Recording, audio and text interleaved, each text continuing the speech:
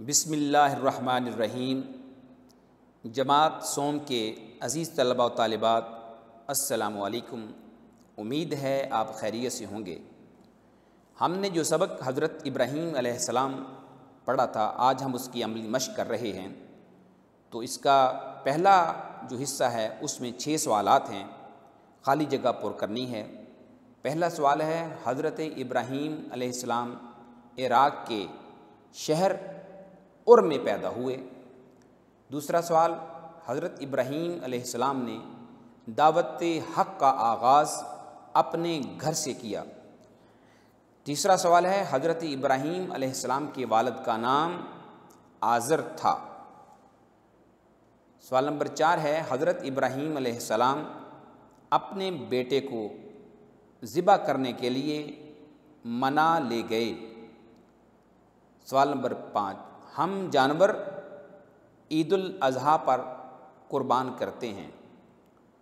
حضرت محمد صلی اللہ علیہ وسلم بھی حضرت ابراہیم علیہ السلام ہی کی اولاد میں سے ہیں۔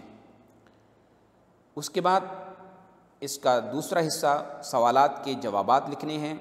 پہلا سوال ہے، حضرت ابراہیم علیہ السلام کون تھے؟ حضرت ابراہیم علیہ السلام عظیم الشان نبی تھے۔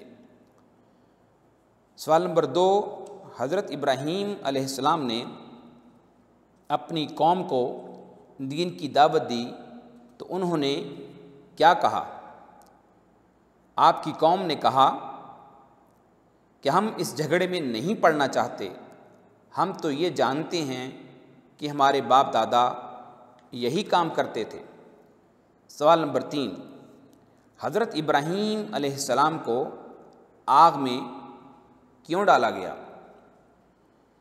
آپ کے قبیلے نے حضرت ابراہیم علیہ السلام سے بتوں کو توڑنے کا بدلہ لینے کے لیے آپ کو آگ میں ڈالا۔ سوال نمبر 4، اللہ تعالیٰ نے حضرت ابراہیم علیہ السلام کو اپنے بیٹے کے متعلق کیا حکم دیا؟ حضرت اسماعیل علیہ السلام کے بارے میں جب وہ بڑے ہو گئے تو حضرت ابراہیم علیہ السلام کو خواب میں انہیں اللہ تعالیٰ نے ذبح کرنے کا حکم دیا۔ ہم عید الاضحیٰ کیوں مناتے ہیں؟ حضرت ابراہیم علیہ السلام کی قربانی اور سنت کی یاد میں ہم عید الاضحیٰ مناتے ہیں۔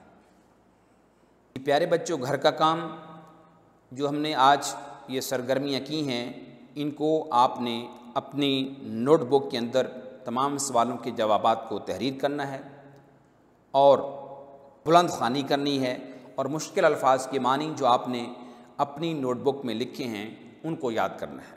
اللہ حافظ۔